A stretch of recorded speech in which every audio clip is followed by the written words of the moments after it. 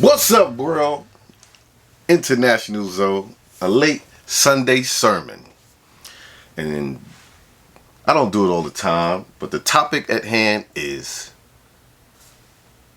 I've been playing with the title because I'm not sure, but something like, don't get OJ'd. And we know the quote from Jay-Z's song, I'm not black, I'm OJ. And I believe that's a quote from OJ. The juice. But anyway, what do I mean by that? What happened with OJ Simpson is he got so wrapped up and accepted in the white community that some people say he forgot he was black. And he had so much money and he was so used to being with white people that he thought that they wouldn't treat him any different because he was OJ. He thought he wouldn't be treated like how some black people are treated in America because he's OJ. He's not just black. He's OJ. I even saw that in the comedy show of Eddie Murphy. He said something happened. No, matter of fact, in a Spike Lee movie. And Spike Lee said, who's your favorite comedian or whatever? And he was like, Eddie Murphy. He's like, but he's not black. He's Eddie Murphy, you know. Similar to what happened, kind of I would say at one point with Bill Cosby. He did a big tour. I remember it was later in his career after the Cosby Show and all that stuff. And he was going in on black Americans, calling them accountable. And a lot of the black community got offended about that. And when shit hit the fan, you know, he was out there by himself. So all I'm saying is, the black community, don't shit on and disrespect your own community. Yes, we have issues. In America, we have issues all around the world. We have issues with other people and ourselves in a big way. But it should be sort of like a code of conduct, not to publicly disrespect your own people. We could talk behind closed doors. We could talk in the comfort of our own home around our friends and family. But I think we are too quick to televise in some form or fashion and disrespect one another, where you could see other people making excuses for their own immediately. So I'm not saying that black people shouldn't be held accountable for their actions or anything. I'm just saying that we should do it in our own way, and we shouldn't publicly do it, because I always say we can't afford to be against each other.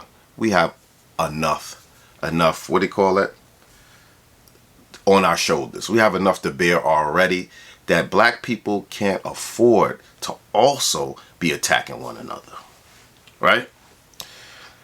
So, and something just happened with the young brother Austin Holloman. I think I said his name right. Hold on, pause 1 second. Okay, I had to change my battery. I'm back. Now, like I was saying, I'm going to use the situation that recently has gone on with Austin Holloman. Now, if you don't know, you probably know, he's kind of got forced to leave Brazil. And I've seen a few videos and people want to make it about, oh, you can't disrespect Brazilians. Brazil is not like America. And people are saying only in America, you know, it's popular to show you're promiscuous and all this stuff. And I'm going to say I don't agree with all that. And in my opinion, it's not so much about Brazil.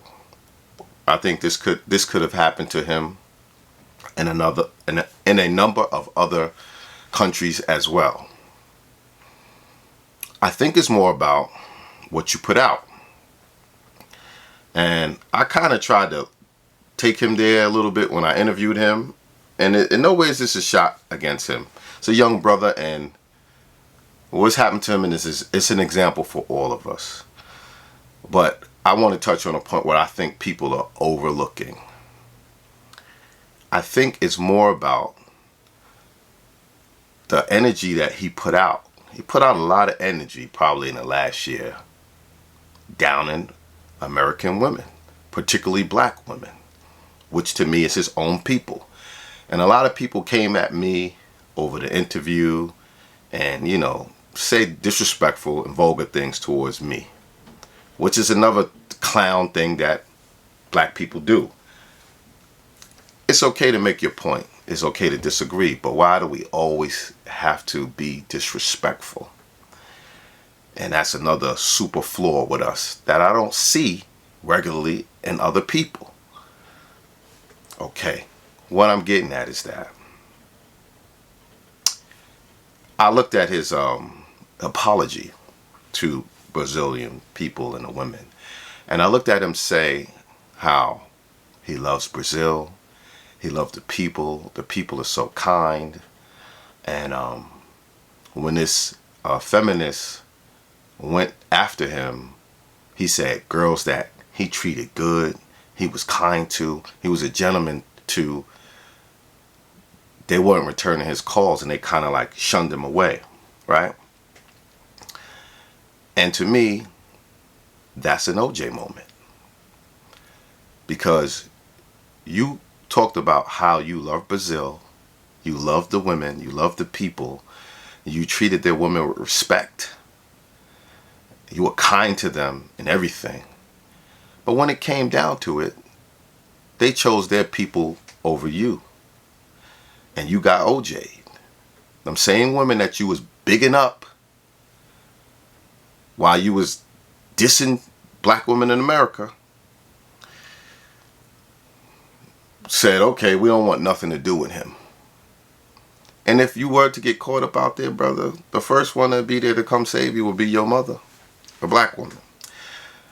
And I know some people might disagree with what I have to say, but to me, and it might be fall back on other people, might be fall back on other content creators for it. But I've never been one to disrespect anybody on social media in any form.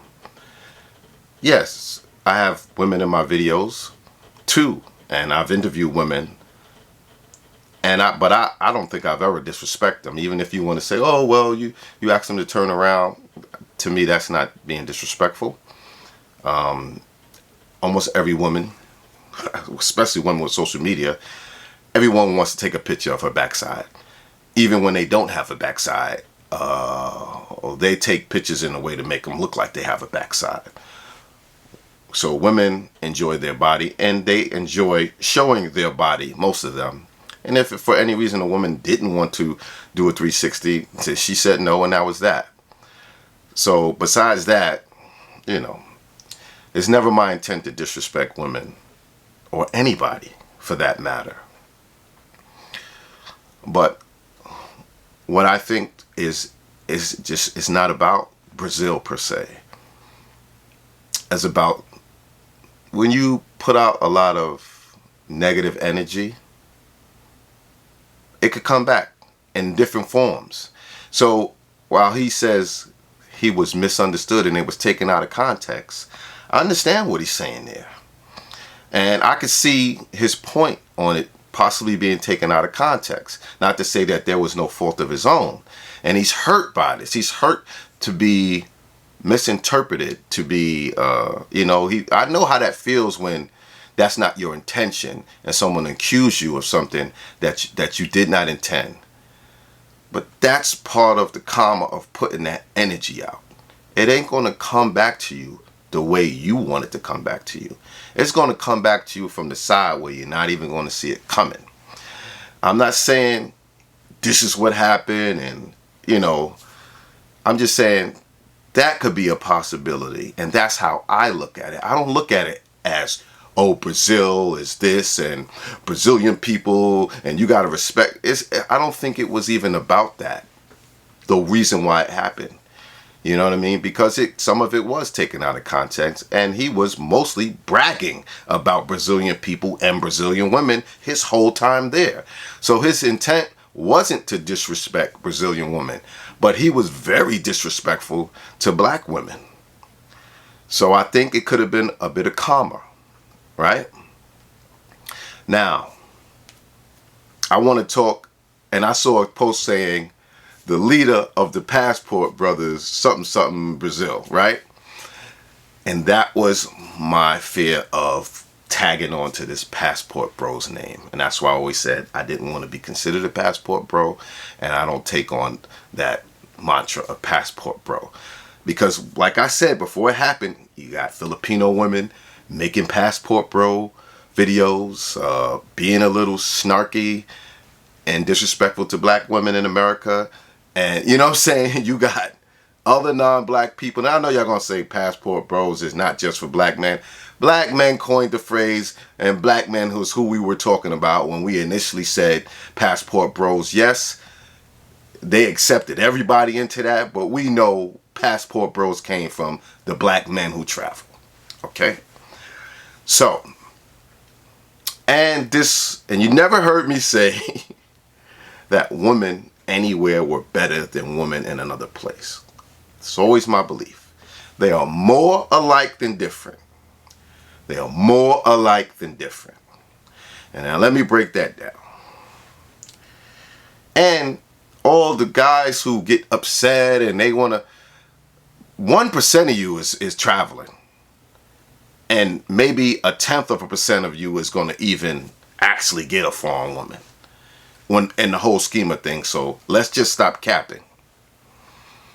Now, women want to be taken care of everywhere. Everywhere that I've been, women want to be taken care of. Everywhere that I've been, the bad bitches, or whatever you want to call them, the super fine, the ultra fine, they know their marketplace value and they want more than the others. The only difference is you might be able to afford a bad one in another country where the dollar is strong, as where you probably can't afford a bad one like that in America. They all want to be taken care of, and the bad joints want more. Everywhere I've been, all across the board. So that's not different. Now when it comes to you saying I'm being traditional, cooking, cleaning, catering to their men, that's the same thing that was here before they started the feminine movement and all of this stuff. Same thing was here. Women allowed their husbands to have a extramarital affair. They didn't like it, but they stayed with them until they died. Women were staying home and men were going out and working and taking care of the family. Same thing that's going on in these other countries, but they're all catching up. Slowly but surely. That still might be a big thing in Southeast Asia, certain places, but it's changing. It changed in Brazil. It's changing in Colombia. You know what I mean? If you got a bad joint in Dominican Republic, which guys have had for years, it costs you money. She wanted a sponsor. The same terminology they use in Thailand. A man, usually a foreigner, who sends them money monthly. They don't see them that often. They send them money. They call them all the time to see if they're not messing around on them. And they give them a budget. This happens everywhere that I've been thus far. So, how different is that? It's all about, can you afford? Go where you can afford it. I mean, I've heard scams and scammy females everywhere I've been. Lying, taking money. Maybe not as combative, but they're getting there. They're getting there. So I would say more than that they're so different, they're just a little, they're behind the times, you know. So they haven't caught up with these countries yet. But I've had conversations with many of women, and their mindsets are going in the direction of the mindset that's here in North America. Their mindsets are going in that direction. It's not there yet. I might have 5 years in some countries, 10 years in other countries, maybe 15 or 20 years in other countries, but they're all going in the same direction, in my opinion. So, to wrap this up, all I'm going to say is, I would say stop disrespecting your own. And when I look at disrespecting black women, it's the same thing that I was taught. You never disrespect your mother and your father. You never disrespect your ancestors. So, we never disrespect your people. Yeah, we got beef with each other. We got issues with each other. But you don't openly disrespect your own people. Or you shouldn't. Like I always tell my kids in the home, I'm sure some of you were told, what goes on in this house stays in this house. And that should be in a global black family. What goes on in our family, in our global black family, stays in our family. We work our problems out or not. But I don't see, and trust me, I've spoken to women who have issues with their men. Colombians, Filipinos, I have spoken to women who won't even date men from their country. But they ain't making no videos about it. You know, they ain't making no videos disrespecting the men in their country and what they do and don't do, and vice versa. So, I just said we need to chill with that. I support people getting their passport. I support people traveling around the world having fun. I support people traveling to meet women, to find a mate, and I support all of that. I just don't support the disrespect towards your own and the whole thing that this is better than that. Ain't nobody better.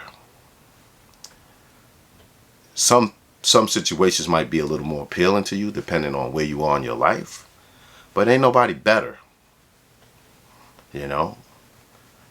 And I just say keep that in mind. It's my opinion, International Zoe, Sunday sermon. Don't get OJ. Peace. Subscribe, snitches.